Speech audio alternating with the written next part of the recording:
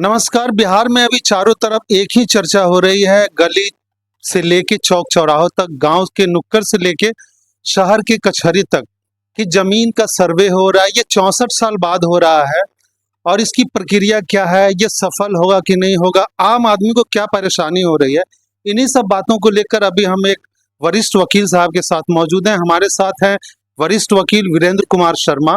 उनसे जानने की कोशिश करते हैं कि ये सर्वे कितना फायदा करेगा किसानों को, कितना फायदा करेगा बिहार की जनता को और कितना फायदा होगा बिहार सरकार को अगर ये सर्वे सफल होती है तो। इन्हीं से जानने की कोशिश करते हैं। आइए, इनकी क्या सोच है, सीधे मिलाते हैं आप उनसे। सर, आपका बहुत बहुत स्वागत है हमारे चैनल पर। मेरे दृष्टिकोण में रिविजनल सर्वे 1960 में हुआ, जिसके होने में 12 वर्ष लग गए थे। 72 में खतियान बटा था और बहुत सारे क्षेत्र हैं जहां रिविजनल सर्वे हो भी नहीं पाया था। और 1960 की तुलना में आज का जो बिहार का समाज है उसमें बहुत सारी विविधताएं, बहुत सारी जटिलताएं आ गई। लोगों के नैतिक स्तर में भी बहुत सारे गिरावट आए हैं। लोग लोभ, स्वार्थ में ज़्यादा पड़ गए हैं। वैसी स्थिति में सर्वे जो है वह घर घर में झंझट पैदा करेगा और निम्न स्तर के, ब्लॉक स्तर के जो पदाधिकारी गण हैं वो घूस कमाने के लिए ठीक ढंग से काम नहीं करेंगे और तरह तरह की जटिलताएं और समस्याएं पैदा।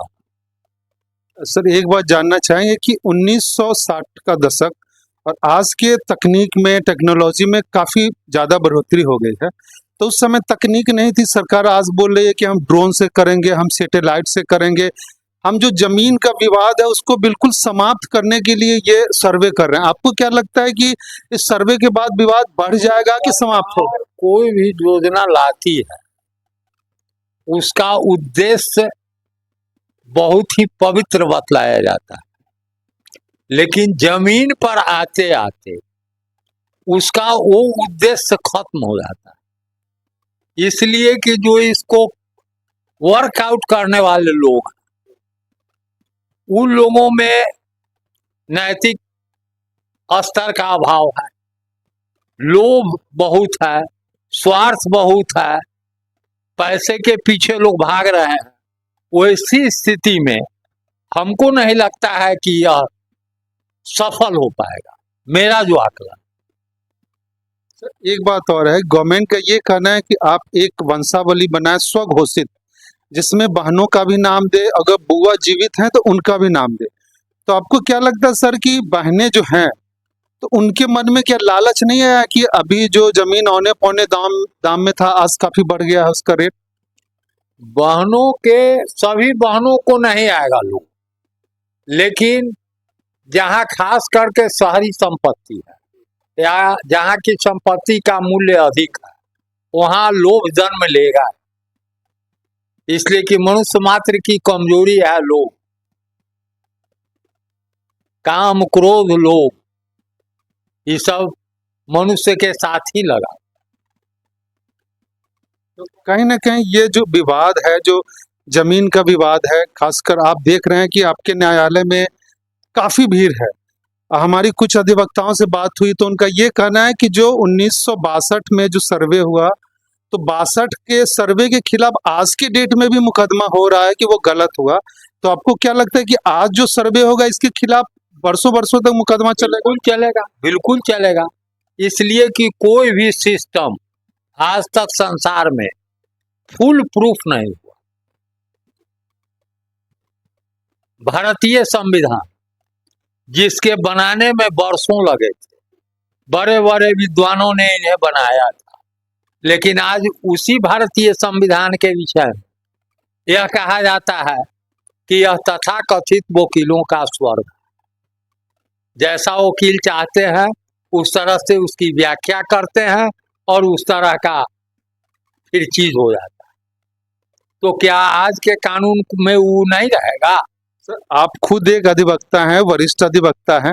आपको क्या लगता है जो थोड़ा सा अलग जा रहा है कि भारतीय संविधान जो है अपने का, तो वाकई ये अधिवक्ताओं का स्वर्ग है? इतना बड़ा संविधान दुनिया में कहीं का नहीं। बिल्कुल, इतने बड़े संविधान, एक डिटेल्ड डॉक्यूमेंट, लेकिन इसके बावजूद भी उसमें लैचेज हैं जिसका फायदा अधिवक्तागण उठाते हैं, बिल्कुल उठाते हैं।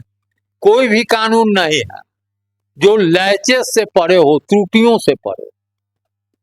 उसी त्रुटि का फायदा अधिवक्ता लोग उठाते हैं, बिल्कुल उठाते हैं। सर, फिर से हम सर्वे पे आएंगे। गवर्नमेंट ये बोल रही है कि हम जमीन विवाद का निपटारा करेंगे, तो वो इस फायदे में है कि हमें वोट का फायदा होगा। आगामी जो विधानसभा चुनाव होने वाला है, मार्च तक वो चुनाव होगा, कि हमें फायदा होगा बीजेपी और जदयू अलायंस। तो आपको क्या लगता है कि ये मतलब सर्वे होके उनका वोट बिगड़ेगा कि बनेगा? आपका अपना नजरिया जानना चाहेंगे। देखिए, मुझे तो लगता है कि राजनीतिक तौर पर सत्ताधारी दल को नुकसान ही नुकसान। तो इनको इसको क्या बंद कर देना चाहिए गवर्नमेंट को? हालांकि गवर्नमेंट धीरे धीरे पूरा ढील दे रही है। वो पहले बोली कि 15 तारीख तक पेपर जमा करिए, फिर बोल रहे हैं बीजेपी के जो हैं उप मुख्यमंत्री सम्राट चौधरी कि कोई आखिरी तारीख नहीं है, आप आराम से जमा करें। हमने बिल्कुल लचीला बना दिया है इसके पेपर को, क्या कहेंगे? देखिए, 15 तारीख तक तो संभव ही नहीं था, और इसमें बहुत अधिक समय भी दिया जाएगा, फिर भी सभी लोग नहीं कर पाएंगे। इसलिए कि आज बहुत सारे लोग घर पर रहते नहीं, बाहर में रहते हैं, उनकी अपनी व्यवस्थाएं हैं, तो उन व्यवस्थाओं के बाद ही वो इन बातों पर ध्यान। वो गवर्नमेंट ये बोले कि आप चाहे दुनिया में जहां भी हो आप ऑनलाइन करिए, इससे फायदा होगा क्या? देखिए, ऑनलाइन करेंगे सब कुछ होगा, लेकिन देखिए कि कोई भी देश जब तक नैतिक क्रांति के दौर से नहीं गुजरेगा, लोगों के नैतिक स्तर में सुधार नहीं होगा, कोई भी चीज सही नहीं हो सकता। मेरा यही दृष्टिकोण। और अभी संजोग से हमारा प्रांत या देश, इसमें नैतिकता जो है वो अपने निम्न स्तर पर है। मैं इतिहास का छात्र हूँ। मैंने जब ब्रिटेन का इतिहास पढ़ा था तो उसमें एक पंक्ति थी कि morality in 16th century England was at the lowest ebb. Even the parliamentarians were the sellable commodities. And so is the position in India today. I have no fear. I am not afraid of stating such a thing. Sir, ये बहुत बड़ी बात सामने आई है। हमारे साथ वरिष्ठ वकील साहब हैं, इनका ये कहना है कि आज की तारीख में भारत के लोगों का, भारतीय लोगों का नैतिकता जो है वो बिल्कुल निम्न स्तर पे चला गया है। जो जहां है वही लूटने की कोशिश कर रहा है, वहीं से फायदा उठाने की कोशिश कर रहा है। कहीं ना कहीं सर्वे ये बहुत बड़ा रोड़ा है कि जो अधिकारी इसमें लगे हुए हैं, जो चाहे निम्न स्तर से लेके उच्च स्तर तक, वो सभी कहीं ना कहीं अपने फायदे के लिए ज्यादा काम कर रहे हैं, देश की फायदे के लिए, राज्य की फायदे के लिए, समाज की फायदे के लिए कम काम कर रहे हैं। सर, आपको क्या लगता है कि निम्न स्तर से लेके उच्च स्तर तक जितने भी इस सर्वे के कार्य में लगे हुए हैं, तो वो पहले अपना फायदा देख रहे हैं, राज्य का बाद में देख रहे हैं? कुल उनका है। देखिए, यहाँ कोई भी योजना होती है, कोई भी नई चीज होती है, उसमें लोग कितना लूट सके, यही एकमात्र उद्देश्य रहा। ऐसा तो नहीं कि राम नाम की लूट है वाला बात। वही राम नाम का ही लूट है। आप जाइए ब्लॉक स्तर पर, कहीं क्या परिमार्जन नहीं हुआ है, ये क्या तो फलाना डिफेक्ट है, उनको डिफेक्ट निकालना और दोहन करना, इसके अलावा कोई काम नहीं बचा। सर, एक बात और हम जानना चाहेंगे कि गांव में आज भी जो राह की खेती कर रहे हैं वो ज्यादातर पढ़े लिखे नहीं है और सामान्य पढ़े लिखे हैं, उन्हें पेचीदगियां पता नहीं है जमीन की क्या होती है। तो वो जमीन तो जोत रहे हैं, खतियान उनके बाप दादा के नाम से है, उनके कुछ पट्टीदार शहर में रहते हैं। अभी जब ये सर्वे हुआ है तो ढेर सारे शहर में काम करने वाले लोग गांव में पहुंचे हैं और अपने भाइयों से जो यहाँ रह के खेती करते हैं उनसे झगड़ा कर रहे हैं कि भाई मेरा खेत अलग कर दो, मेरा मेरबंदी कर दो, ये कर दो। और इससे कहीं ना कहीं नुकसान हो रहा है, खेती का भी नुकसान हो रहा है और जो उस पे खेती पे डिपेंड है उनका भी नुकसान हो रहा है। और जो गांव के लोग हैं वो कचहरी जाने से या फिर ब्लॉक जाने से हमेशा भागते हैं कि परेशानी होती है या समझ में नहीं आती। तो वैसे लोगों के लिए क्या होना चाहिए? देखिए, व्यवस्थागत त्रुटि है और जब तक व्यवस्था नहीं सुधरेगी, लोगों के बीच रीजनेबलनेस नहीं आएगा, स्वार्थ से ऊपर नहीं उठेगा, तब तक समस्याएं रहेंगी। एक तकनीकी समस्या और आ रही है कि सर्वे कार्य में जो जिन कर्मियों को लगाया गया है वो फर्स्ट ज्वाइनिंग वाले हैं। कुछ ऐसे भी हैं जिन पर वर्क लोड इतना बढ़ा कि वो आत्महत्या तक कर लिए। नौकरी में अभी ज्वाइन किए और 3 महीने के अंदर आत्महत्या कर ली वर्क लोड के कारण। बिल्कुल नए हैं, फ्रेशर हैं, फर्स्ट ज्वाइनिंग है, उनको लगाया गया भाई सर्वे करो। कुछ वैसे फर्स्ट ज्वाइनिंग वाले अमीन भी हैं जिनको जरा भी धरातल का ज्ञान नहीं। तो गवर्नमेंट ऐसे लोगों को लगा रही है, तो इसको कितना सफल माना? देखिए, गवर्नमेंट को चाहिए कि पहले जो सर्वे विभाग से जुड़े लोग हैं उनको प्रॉपर ट्रेंड किया जाए, और बिना ट्रेंड लोगों को अनट्रेंड लोगों को देगा तो उनके नेचुरली उनके ऊपर मानसिक दबाव बढ़ेगा, आत्महत्याएं होंगी, और जो काम भी वो करेंगे उसमें परफेक्शन का अभाव। जैसे कुछ सवाल अगर किसान करते हैं, कैंप में जाके जगह जगह कैंप लगा रहे हैं, तो उसका समुचित उत्तर नहीं दे पाते हैं जो आए हुए हैं सर्वे कार्य में।